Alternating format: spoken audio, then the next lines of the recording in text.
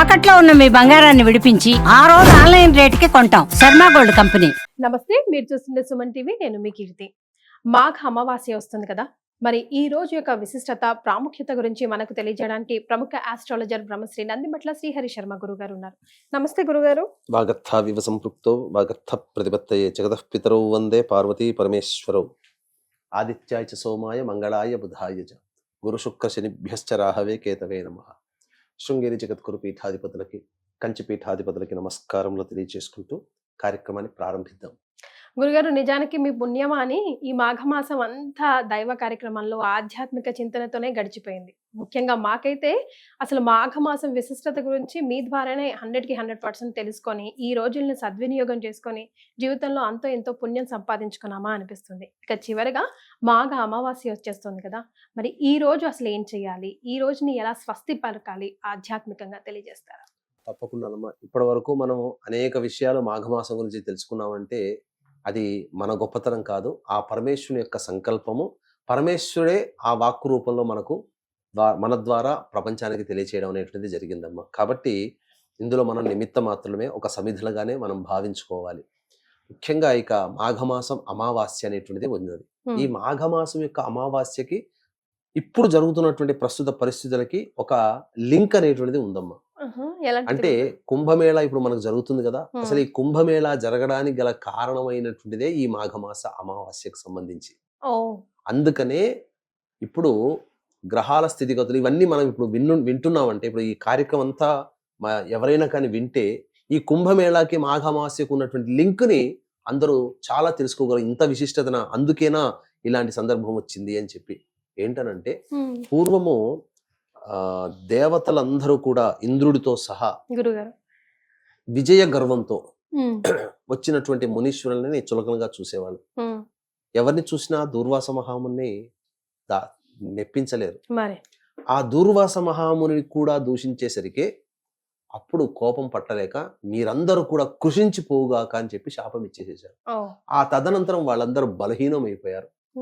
ఇక వాళ్ళలో ఏ శక్తి లేకుండా అయిపోయింది. ఇదే ఆధారంగా చూసి రాక్షసులు వచ్చి వాళ్ళని ఆక్రమించడం, స్వర్గాధిపత్యం రాక్షసుల చేతిలోకి వెళ్ళిపోయింది. దిక్కుతోచకుండా దేవతలందరూ భూలోకంలో ఎక్కడ పడితే అక్కడ తిరుగుతూ ఉండి వాళ్ళకు ఏం చేయాలో తెలియక అగమ్య గోచరమైనటువంటి సందర్భంలో బ్రహ్మ విష్ణు మహేశ్వరుల దగ్గరకు వచ్చి వాళ్ళ గోడు పోసుకున్నారు. వేసుకున్న తర్వాత ఆ విధంగా అప్పుడు విష్ణు భగవానుడు ఒక చక్కటి ఉపాయాన్ని తెలియచేశాడు. క్షీరసాగర మథనం అంటూ చేయండి, అమృతం ఉద్భవిస్తుంది, అమృతపానం చేసే పంచే బాధ్యత నాది అని చెప్పి దేవదానులందరినీ కూర్చోబెట్టి చక్కగా అందరినీ ఒప్పించి వాళ్ళందరి చేత ఈ యొక్క క్షీరసాగర మథనం అనేకమైనటువంటి వస్తువులు బయటపడ్డాయి. అందులో అమృతం ఆఖరణ బయటపడింది.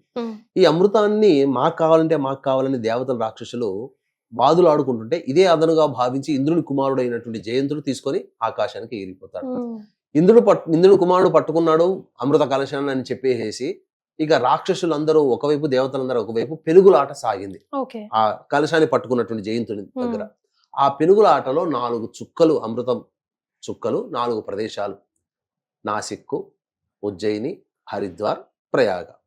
ఇప్పుడు కుంభమేళ ప్రయాగ జరుగుతుంది. ఎందుకు అనంటే ఈ యొక్క అమృత కలశాన్ని ఎక్కడ కూడా కింద పడిపోకుండా 4 గ్రహాలు అనగా చంద్రుడు, బృహస్పతి, శని, రవి, ఈ 4 గ్రహాలు ఆ అమృత కలశాన్ని కాపాడాయి. అందువల్లనే ఈ 4 గ్రహాల యొక్క స్థితిగతులు ఉన్నప్పుడు మాత్రమే కుంభమేళ, అర్ధ కుంభమేళ, పూర్ణ కుంభమేళ, మహాకుంభమేళ అనేటువంటివి చేయడం అనేటువంటిది ఆచారంగా వచ్చింది. కాబట్టి ఈ విధంగా ఈ సంబంధించినటువంటి ప్రయాగ క్షేత్రంలో కూడా శివరాత్రి రోజుననే ఆఖరుగా. ఎందుకు అనంటే మొదలు ప్రారంభమైనటువంటి జనవరి 13వ తారీఖు నుంచి మొదలై శివరాత్రి రోజున దాదాపుగా 46 రోజుల పాటు సాగుతున్నటువంటి యొక్క కుంభమేళ ఎందుకు ఆ రోజున ఆఖరిగా చెప్పబడి ఉందనంటే ఖగోళంలో ఉన్నటువంటి గ్రహాల యొక్క స్థితిగతులను బట్టి ఖగోళం నుంచి వచ్చేటువంటి దేవతల యొక్క దివ్యశక్తి ఈ భూమి మీద ప్రసరిస్తుంది. ఈ భూమి మీద ప్రసరించినటువంటి దివ్యశక్తిని గ్రహించే యోగ్యత, పవిత్రత కలిగినటువంటిది ఒక్క నదులకి మాత్రమే ఉంది. కాబట్టి ఆయా నదులు సందర్భాల్లో ఆ గ్రహాలు రవిచంద్ర బృహస్పతి, శని గ్రహాల యొక్క సంచారం జరుగుతున్నటువంటి ఆ ఏ రాశుల్లో సంచారం జరుగుతుంటే ఆ విధంగా ఆ ప్రదేశాల్లో కుంభమేళ అనేటువంటిది ఏర్పాటు చేయడం, తద్వారా ఆ శక్తిలో ఆ నీటిలో ప్రవేశించినటువంటి శక్తి స్నానం ఆచరించినటువంటి మనుషులకి రావడం, తద్వారా ఈ ప్రపంచం అంతా కూడాను శక్తిమయం అవుతుంది. అందుకనే పవిత్రులు ఎవరంటే పాపాలు పోగొట్టుకున్నారని కాదు అక్కడ, మరి వాళ్ళకి సంబంధించినటువంటి కర్మదోషాలు, గత జన్మ కర్మదోషాలు ఈ యొక్క కుంభమేళాలో స్నానం ఆచరించడం వల్ల తొలగిపోతున్నాయి. ఇక మనం గమనించుకున్నట్లయితే ఇటువంటి దివ్యమైనటువంటి శక్తి కలిగినటువంటి ఆఖరి రోజుగా మనకి ఇప్పుడు ఉన్నటువంటి మాఘ అమావాస్య 27వ తారీఖు రోజున వరకు అని మనం చెప్పవచ్చు. కాబట్టి అటువంటి అమావాస్య రోజున ప్రధానంగా చేయాల్సిందల్లా శివరాత్రి ఏ విధంగానైతే మనం చేస్తున్నామో ఆ విధంగా కూడా మనం ఆ రోజున నియమాల్ని పాటించాలి. అమావాస్య కాబట్టి ఉపవాసం ఉండాలి, బ్రహ్మచర్యం ఉండాలి, దాంపత్యం పనికిరాదు, మాద్యపానము, మాంసాహారము, ధూమపానము, అటువంటి వ్యసనాలకన్నీ కూడాను శివరాత్రి రోజున ఏ విధంగా ఉంటామో శివరాత్రి వెళ్ళిన 27వ తారీఖు రోజున కూడా ఉంటాము. అయితే అమావాస్య 28వ తారీఖు వరకు ఉంది కదా అని చెప్పి చాలా మంది ఉంటుంటారు. అమావాస్యకి ప్రమాణం ఏంటంటే మధ్యాహ్నం అపరాహ్నం వరకు కూడా అమావాస్య ఉంటేనే అది పూర్ణంగా అమావాస్యంగా చెప్పబడి ఉంది. 28వ తారీఖు రోజున ఉదయం 6:15 వరకు మాత్రమే అమావాస్య ఉంది కాబట్టి మధ్యాహ్నానికి లేదు. కాబట్టి 27వ తారీఖు రోజునే అమావాస్య. చతుర్దశి ఉదయం 8:15 వరకు ఉన్న చతుర్దశి వెళ్ళిన తర్వాత మధ్యాహ్నము సూర్యాస్తమయము అంతా కూడా 27వ తారీఖు రోజునే ఉన్నటువంటి సందర్భంగా 27వ తారీఖు రోజునే మాఘ అమావాస్యగా భావించి ఆ రోజున కూడా ఈశ్వర ప్రీతి కోసమే అభిషేకములు అనేటువంటివి చేసుకుంటే ఇంకా విశేషం. ఎందుకనంటే మనము శివరాత్రి రోజున అనేక పంచాంగములు అంటే తిథివార నక్షత్ర యోగ కరణాల్లో ఉన్నటువంటి విధానాల్లో శివయోగం అనేటువంటిది కూడా ఒకటి. ఆ శివయోగము అమావాస్య కలిసి రావడం, అందున శివరాత్రి వెళ్ళిన తర్వాత వచ్చే అమావాస్య కాబట్టి వెంబడే వచ్చేటువంటి రోజు కాబట్టి మహా అద్భుతమైనటువంటి యోగంగా చెప్పబడి ఉంది. ఇటువంటి రోజున మానవులు కొన్ని నియమాలు గనక పాటించున్నట్లయితే పితృదోషం నుంచి విముక్తి అవుతారు, సంకల్పం నెరవేరుతుంది, అన్నిటికంటే మించి చక్కటి యోగ్యమైన జీవితాన్ని పొందుతారు. కర్మదోషాలు ఏమన్నా ఉంటే అమావాస్య రోజున చేసినటువంటి పనుల వల్ల కర్మదోషాలు తొలగిపోతాయమ్మా. కాబట్టి కొన్ని నియమాలు పాటిస్తే మంచిది. గురుగారు, అంటే ముఖ్యంగా ఈ శివరాత్రి రోజు ఈ కుంభమేళాలో మనం స్నానం ఆచరించే వాళ్ళు పాటించవలసిన నియమాలు ఏంటి? అక్కడ నుంచి కుంభమేళా నుంచి వాటర్ తెచ్చి అందరికి ఇస్తా ఉన్నారు గురుగారు ప్రసాదం లాగా, అవి తీసుకోవచ్చా? తీర్థంలాగా కుంభమేళాలు అంటే మనకి ఏంటనంటే కుంభమేళ నది దగ్గర కాకుండా త్రివేణి సంఘం కలిసేటువంటిది ఒక 1/2 కిలోమీటర్ లోపలికి వెళితే అక్కడ త్రివేణి సంఘం కలిసే ప్రదేశం ఉంటుంది. ఆ ప్రదేశంలో పట్టుకొచ్చినటువంటి నీటిని కనుక తీసుకుని వచ్చి మనము మామూలుగా దేవ పూజ చేసిన తర్వాత ఆ స్వామికి నివేదన చేస్తాం కదా ఆ తీర్థంలో, ఆ 2-3 చుక్కలు ఆ కుంభమేళా నుంచి వచ్చిన వాటిని వేయవచ్చు. తర్వాత దాన్ని భద్రపరుచుకొని ఉండి కుంభమేళా సందర్భముగా జరిగినటువంటి స్నానం ఆచరించి తదనంతరం అక్కడి నుంచి తెచ్చినటువంటి నీరు మహాపవిత్రమైనటువంటిది కాబట్టి మనకు ఈ యొక్క అనేక సందర్భాల్లో పుణ్య స్నానాలు చేయాలని చెప్పి మనకు రోజులు ఉంటాయి కొన్ని. అటువంటి రోజుల్లో ఈ యొక్క కుంభమేళా నుంచి తెచ్చినటువంటి నీటిని గనక వేసినట్లయితే మనకు అత్యంత ప్రభావం. ఎందుకంటే గ్రహ సంచారం జరుగుతున్నటువంటి సందర్భంలో ఏర్పడింది కుంభమేళ. క్షిప్రా నది ఉజ్జయినిలో 2031వ సంవత్సరంలో జరుగుతుంది.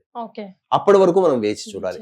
కాబట్టి అటువంటి దివ్యమైనటువంటి గ్రహశక్తి కలిగినటువంటి నీటి మన ఇంట్లో తెచ్చుకోవడం వల్ల కొంతవరకు చాలా మటుకు గ్రహ దోషాలు తొలగి ఆనందకరంగా ఉంటాం. పూజా మందిరంలో ఉండడం వల్ల ఆ దేవతా శక్తి ఇంకా 2 అవుతుందని చెప్పడంలో సందేహం లేదు. మరి ఇంకా ఏమేమి నియమాలు పాటించాలి గురుగారు ప్రత్యేకంగా ఆ రోజు? ప్రత్యేకంగా ఆ రోజున ప్రధానంగా అమావాస్య కాబట్టి పితృదేవతలు అనగా చుట్టుపక్కల నదీ తీరములు అనేటువంటివి ఉంటాయి.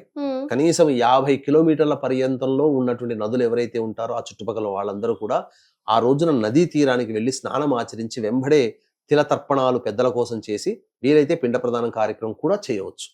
అది చేయడం చాలా మంచిది, యోగ్యం. తదనంతరం ప్రదోషకాల సమయంలో గ్రహదోషాలు తొలగిపోవడం కోసం కోరిన కోరిక సంకల్పం అతి శీఘ్రంగా నెరవేరాలి అంటే ఒక చిన్న పరిహారం అనేటువంటిది ఉందమ్మా. ఆ విధంగా చేస్తే సరిపోతుంది.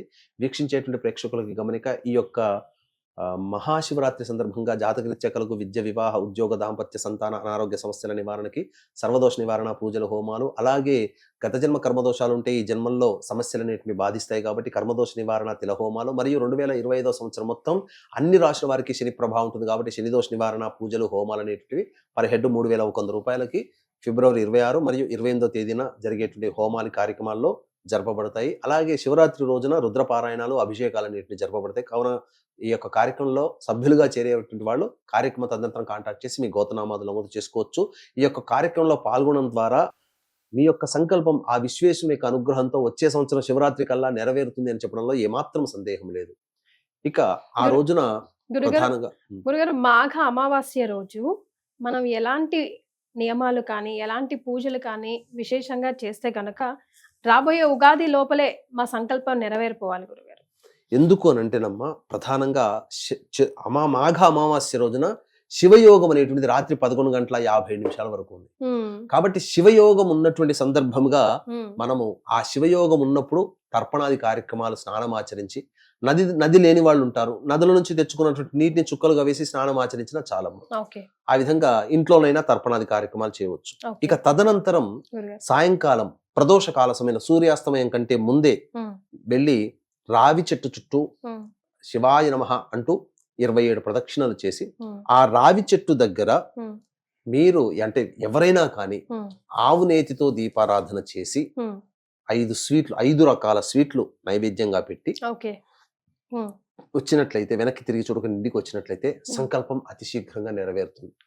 అంతేకాకుండా శని దోషం తొలగిపోవాలంటే రావి చెట్టు దగ్గర సూర్యాస్తమయం కంటే ముందే తిలలు ఒక రాశిగా పోసి, ఆ తిలల్లో నువ్వుల నూనెతో 8 ఒత్తులతో నువ్వుల నూనెతో దీపారాధన, నల్ల బట్టను కత్తిరించి ఒత్తిగా చేస్తే సరిపోతుంది. 8 ఒత్తులు దీపారాధన చేసి వెనక్కి తిరిగి ప్రదక్షిణ చేసి వెనక్కి తిరిగి చూడకుండా ఇంటికి వస్తే కూడా శని దోషాలన్నీ కూడా శాంతిస్తాయి. నల్ల నువ్వులమ్మ రాశిలాగా ఒక రాశిలాగా ఒక 1/4 కిలోనో తీసుకుని వచ్చి లేదా 100 గ్రాములు పెట్టి దాని మీద దీపారాధన చేసి 8 ఒత్తులతో దీపారాధన. ఇక రాగి చెంబులో నీటితో ఆ యొక్క రావి చెట్టు మొదట్లో వేసి వచ్చి ఆ రావి చెట్టు దగ్గర సంకల్పం చేసుకుని, మూలతో బ్రహ్మరూపాయ, మధ్యతో విష్ణవే నమః, అగ్రతో శివరూపాయ అని చెప్పి నమస్కారం చేసుకుని ఇంటికి తిరిగి వస్తే ఖచ్చితంగా మీరన్నట్టు ఉగాది లోపల వాళ్ళ సంకల్పం కదులుతుంది, నెరవేరుతుంది.